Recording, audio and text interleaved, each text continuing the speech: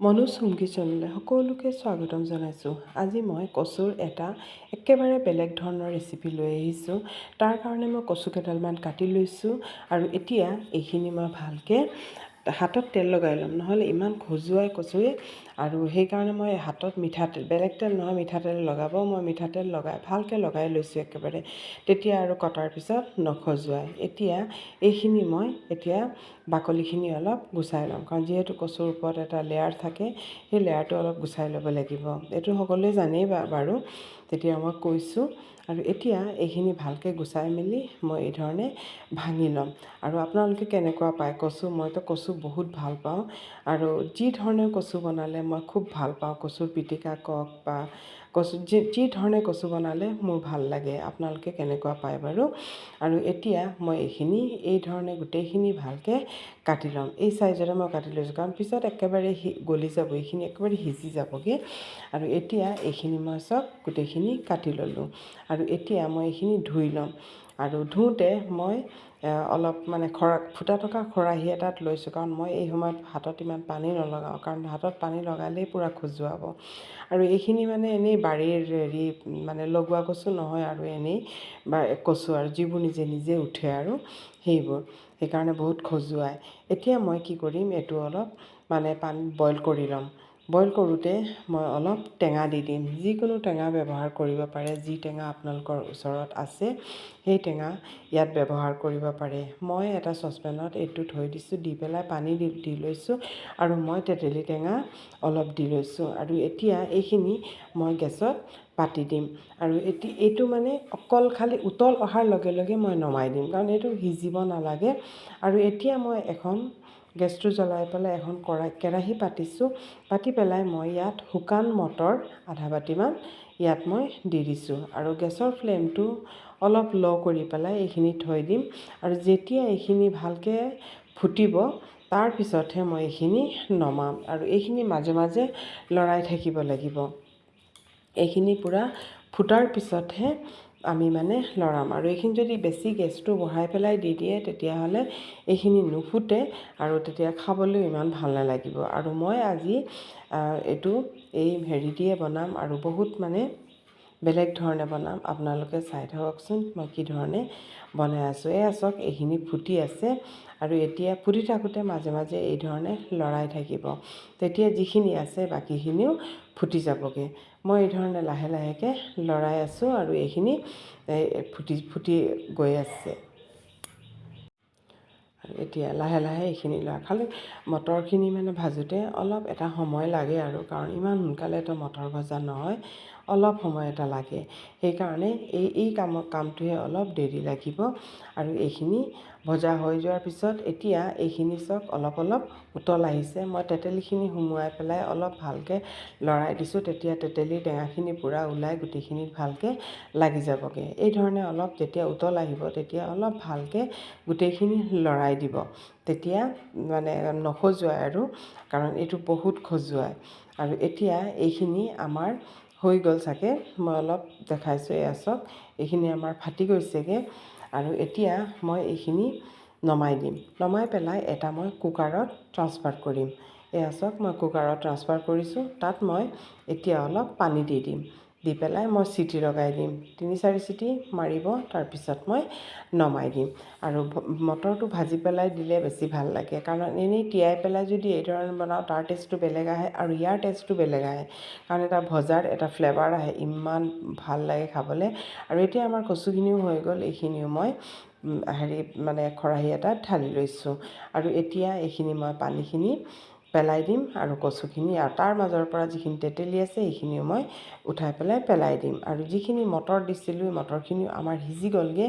এতিয়া মটৰখিনিও এটা খৰাহীত মই কৰি লৈছোঁ, আৰু পানীখিনি মই পেলাই দিম, আৰু তেতিয়া মটৰখিনি এনেকুৱা থাকি যাবগৈ।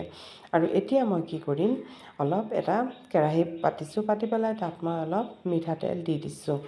আৰু দি পেলাই মিঠাতেল দিছোঁ। আৰু এই ৰেচিপিটো ইমান ভাল লাগে খাবলৈ, এবাৰ আপোনালোকে ট্ৰাই কৰি চাবচোন। আৰু ইয়াত মই অলপ শুকান জলকীয়া দিছোঁ, যিহেতু কচু হয়, ইয়াত অলপ জ্বলা হ'লে বেছি ভাল লাগে খাবলৈ। আৰু ইয়াত মই অলপ শুকান জলকীয়া দিছোঁ। দি পেলাই এতিয়া মই এটা পিঁয়াজ দি লৈছোঁ। পিঁয়াজখিনি এতিয়া মই ভালকৈ ফ্ৰাই কৰি ল'ম।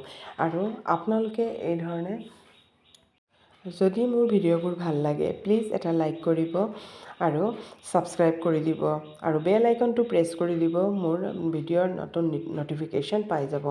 আৰু যেতিয়া পিঁয়াজখিনি অলপ ভজা হৈ গ'ল সেই সময়তে মই কচুখিনি কেৰাহীখন দি দিছোঁ। দি পেলাই গেছৰ ফ্লেমটো মই হাই কৰি দিম। কৰি পেলাই এইখিনি খুব ভালকৈ মই অলপ দেৰি ভাজি ল'ম। আৰু এই ধৰণে অলপ দেৰি গেছৰ ফ্লেমটো হাই কৰি পেলাই ভাজি ল'লোঁ। তাৰপিছত মই ৰঙা বিলাহী এটা ৰঙা বিলাহী কাটি পেলাই দি লৈছোঁ।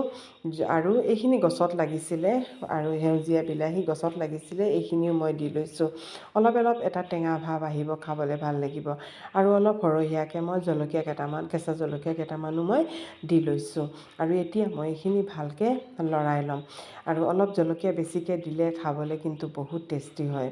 আৰু এইখন ভাজিখন অকল ভাজিখনেৰে ভাতখিনি খাব পাৰি। আৰু এতিয়া এইখিনি মই অলপ সোৱাদ অনুসাৰে নিমখ দি দিম। নিমখ আপোনালোকে যিমান সিমান দিব পাৰে। মই অলপ কমকৈ ব্যৱহাৰ কৰোঁ, সেইকাৰণে মই অলপ কমাই পেলাই নিমখ দিছোঁ। আৰু ইয়াত মই অলপ জিৰা পাউডাৰ দি দিছোঁ আৰু অলপ ধনিয়া পাউডাৰ দিছোঁ। এইখিনি নিদিলেও হয়, মই আজি অলপ দিছোঁ। অকল হালধি পাউডাৰ দি পেলাই বনালেও বহুত টেষ্টি হয়।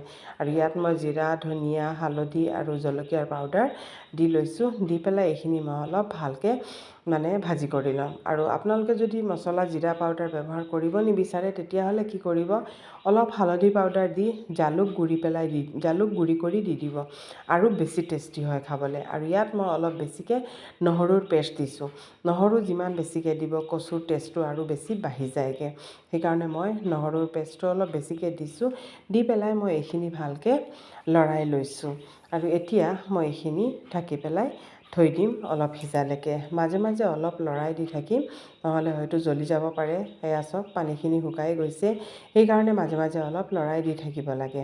আৰু এতিয়া মই হেতাখনেৰে এই ধৰণে ভাঙি দিম। তেতিয়া বিলাহীখিনিও ভাঙি যাব আৰু কচুখিনিও একেবাৰে পেষ্টৰ নিচিনা হৈ যাব। খুব ভাল লাগে এই ধৰণে হেৰি কৰিলে। গোটেইখিনি মই ভালকৈ ভাঙি দিলোঁ। তাৰপিছত মই এতিয়া অলপ পানী দি লৈছোঁ।